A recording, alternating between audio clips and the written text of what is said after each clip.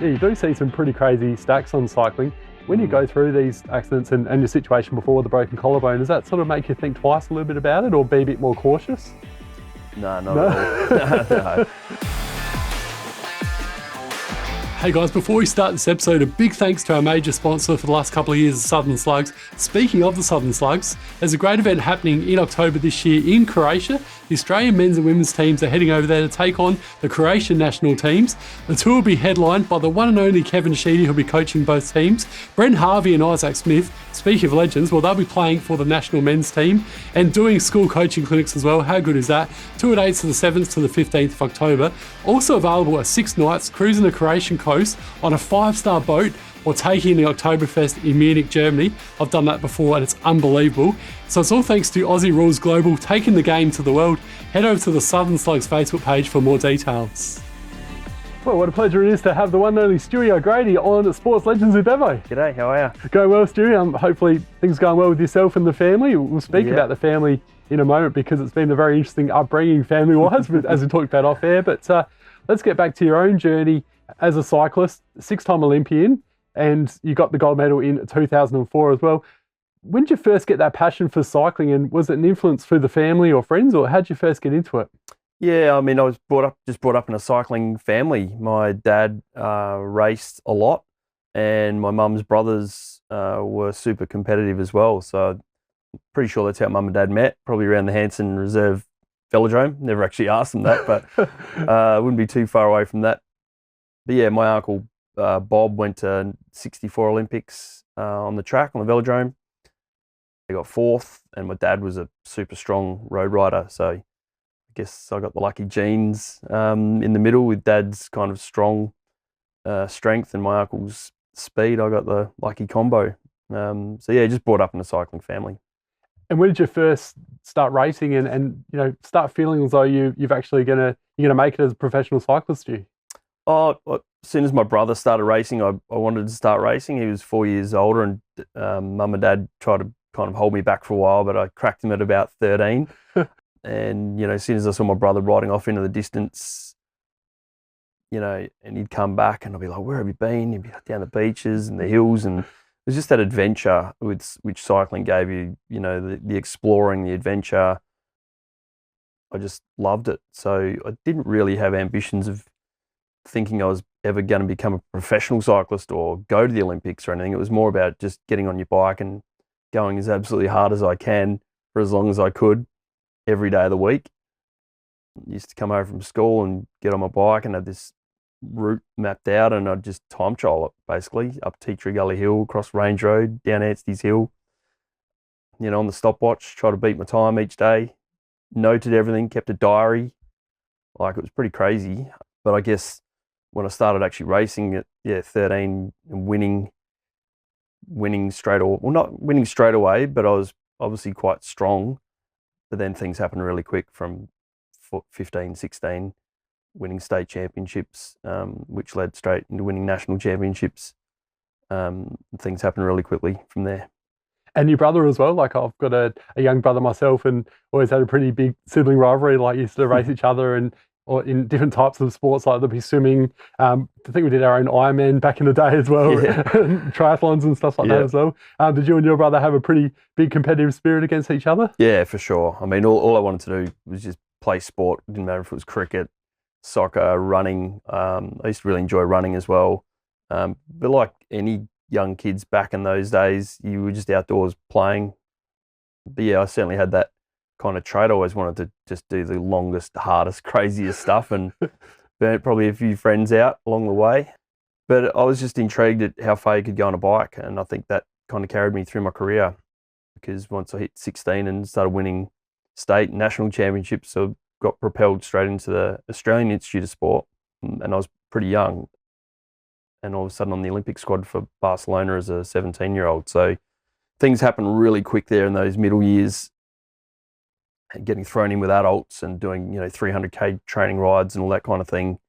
But I thrived on that. I really relished the challenge, and that was just something that was, I guess, you're just born with, that desire and motivation to push yourself, which kind of kept me going for a long time.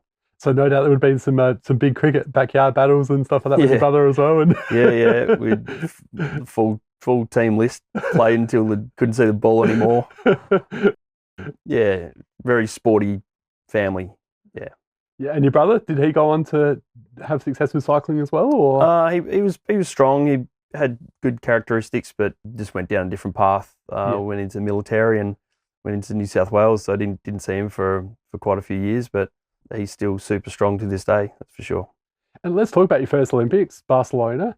You went to 6 of them, which is just incredible in itself. But what was that first experience like, Stu? And coming up close and personal, perhaps with some of your heroes. Did you get to meet like the likes of Michael Jordan and these sort of people in the village and stuff? Yeah, or? I mean, Barcelona being the first one was just eye-opening. Every single minute of that experience is a first, you know. So you know within yourself you're pretty good at your sport and you know you're representing your country.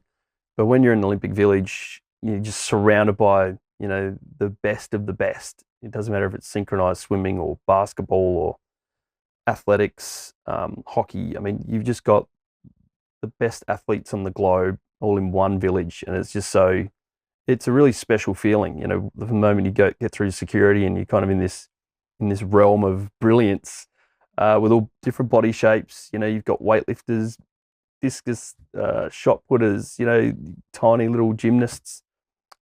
It's really eye-opening and motivating and inspiring and all those things that go with it. But you know, I'll never forget going to the village the first time, and you know, you've done your training and you need to go and just get some food and get out of there. But it's hard to leave. It's hard to leave the food hall because it's just this constant flow of athletes.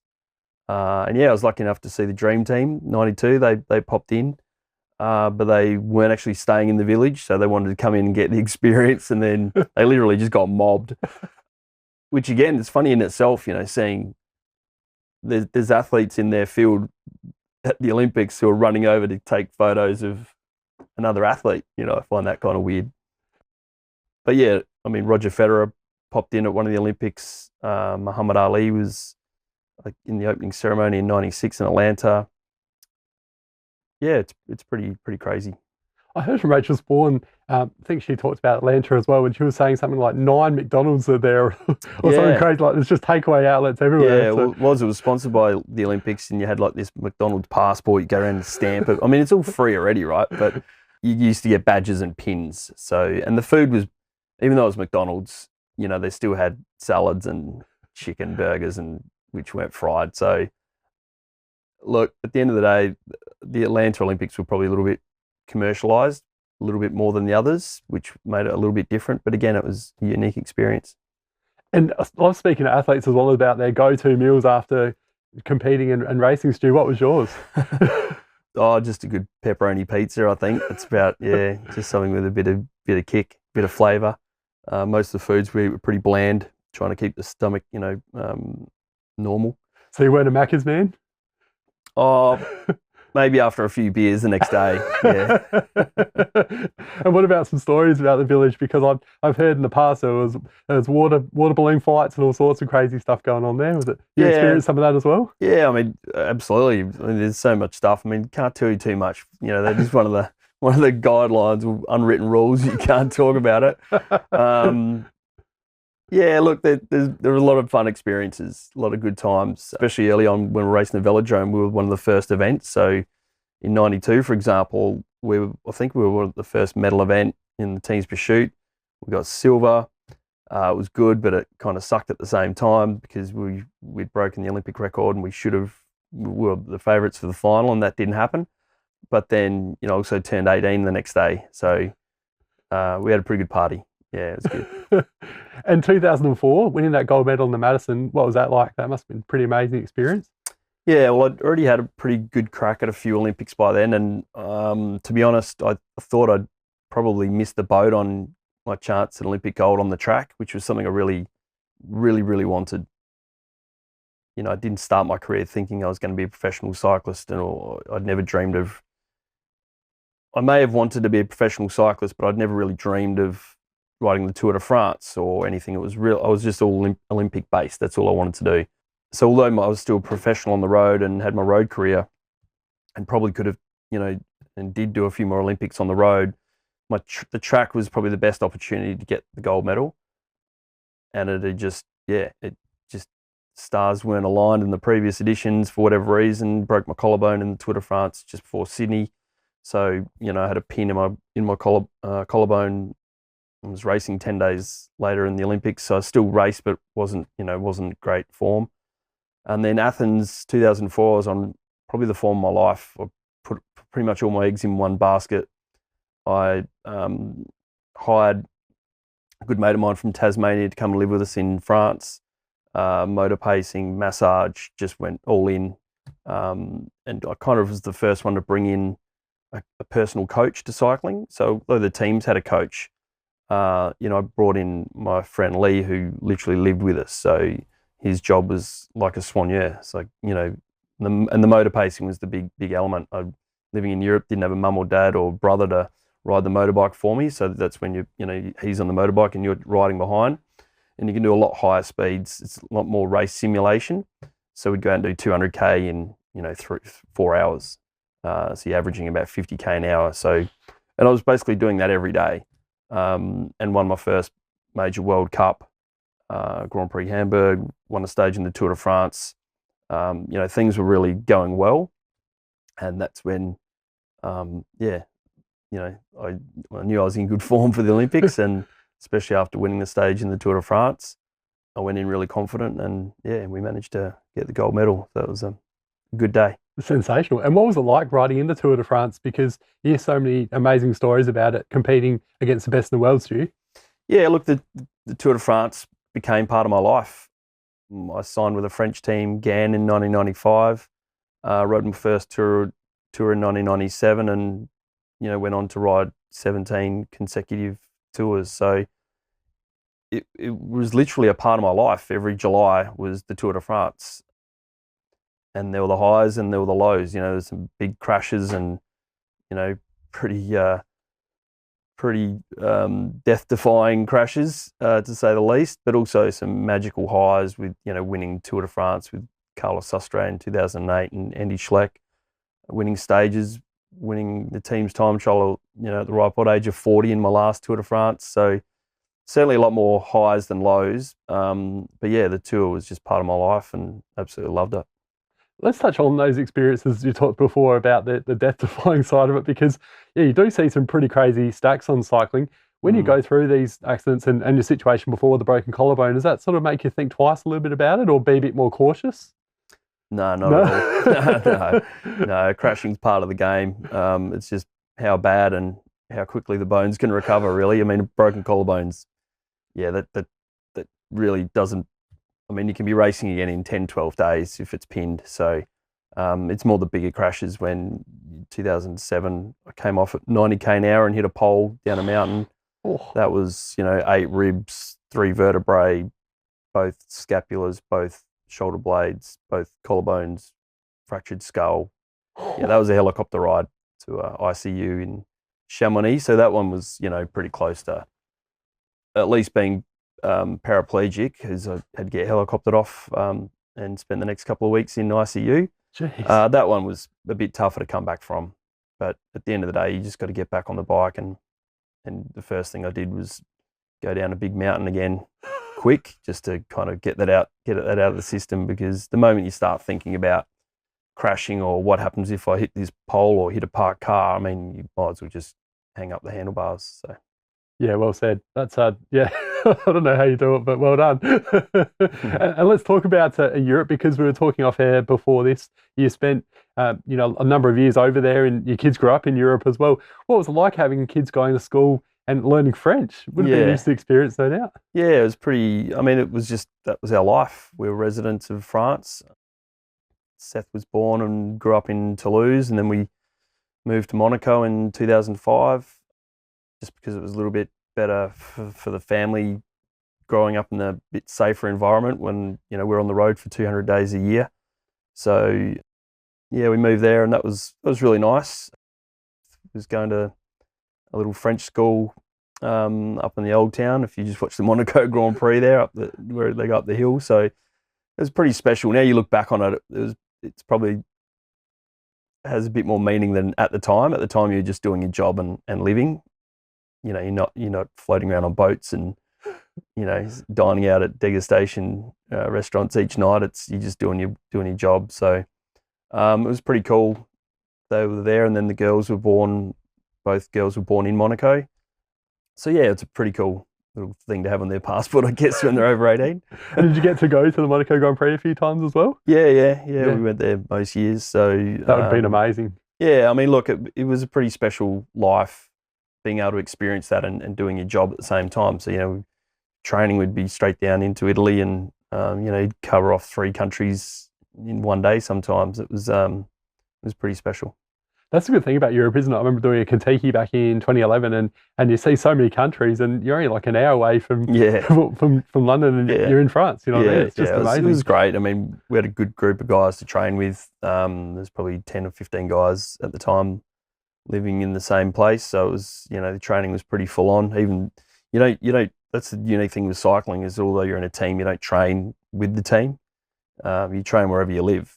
So you could live in Bordeaux, you could live in Milan, you could live in Belgium. But down in Monaco, there was certainly a good group of us and the training was pretty hardcore. And an interesting story you've got to share as well about meeting the lovely Anne-Marie. Big shout out to her because I got to meet yourself through her. Yeah. Tell us about how that all came about. Yeah, well, that happened 1999, 2000 at the Tour Down Under, actually. So she was a hostess or podium girl up on the stage, and I don't know if I won the stage or what award I got, but yeah, bumped into Anne-Marie and then caught up for a coffee after, and the rest is history. Said you might as well come in France. Yeah, there we go. I think over, what are we now, 22 years married, 4 beautiful children, and one hell of a life experience. It's been great. Speaking of a life experience, you've also got a 2-year-old. How's that going at the moment? Yeah, it's busy. Yeah, snakes and ladders. We're nearly out of the school fees and then back down we go. But look, she's been fantastic. As I said earlier, you know, we're on the road for 200 nights a year. It's a long time to be away from your family. I missed the birth of Taylor. I was in the Tour of Spain. You miss things. You miss their birthdays. You miss, you know, we're like circus animals. We're competing. We're entertaining people when everyone else is on holidays, right? So we race every weekend. We race in the summer holidays, which is why the Tour de France is in July, because the whole Europe are on holidays. So everyone else is out enjoying time with their family, and we're out there riding ourselves into the ground for everyone's entertainment. So it's tough, you know. It's a hard life. There's a lot of sacrifices being away from your family for 10 months of the year. You know, it's not like you get a sore knee or you break your collarbone and you fly home. You know, you're in Europe. You live in Europe for 10 months of the year. So it's a big chunk of time away from your family and your friends. It's a massive commitment from your partner, from your wife, for your kids who don't see their grandparents for all that time. So yeah, although there's a few champagne moments and, you know, incredible stories, there's a real lot of challenging times along the way, I guess, as well. But yeah, Emery and the kids have been fantastic. I do have a big rock at home for a trophy from Paris-Roubaix, but Emery's certainly been the biggest rock in my life. Ah, beautiful words. And your daughters recently went over to America as well for cheerleading, which is fantastic, Stuey. Yeah. Girls love their cheerleading. There's definitely no cycling or lycra other than cheerleading outfits in my house anymore. But yeah, it's just great. It's great to see the girls passionate about something, whatever that is they decide to do in life, and they've chosen cheerleading, which is it's really enjoyable actually. I mean, they're like little super fit gymnasts, so they're good, fit, healthy girls, and it's a lot of fun. You know, they get a lot of fun out of it, and it's entertaining, and it's short, so it's pretty good from a parent's point of view as well. But yeah, she's came back from Florida, first international world championships. They finished 5th, which was really good. At the end of the day, it's just great to see them out there doing what they love. No, well said, absolutely. And do you feel as though, you know, even though it's a bit of an age gap between the most recent one and your other daughter, who's, I think you said 16, so there's a 14-year gap, is that right? Or 12? Yeah. Do you feel as though it's kind of like special in a way because you missed out on that with the kids before in the past when you were competing? Now you're kind of making up for lost time by having a 2-year-old? 100%. Yeah, just to be home. Just be home in the mornings, be home at night, be home on the weekends. And again, you know, when you get to that level of professional sport, it doesn't matter if you're, you know, Rachel Spawn or, you know, anyone in any other sport, it's a pretty selfish world. So, you know, when you were training, you were tired, you didn't want to walk, you didn't want to go shopping, you didn't want to go to the movies because you probably fall asleep. It's a pretty selfish environment. So to have that kind of career behind me now and a beautiful little girl and healthy kids at home, just to be able to enjoy just being a normal dad. It's go camping and not worry about training, not worry about pain. Yeah, I'm really enjoying it.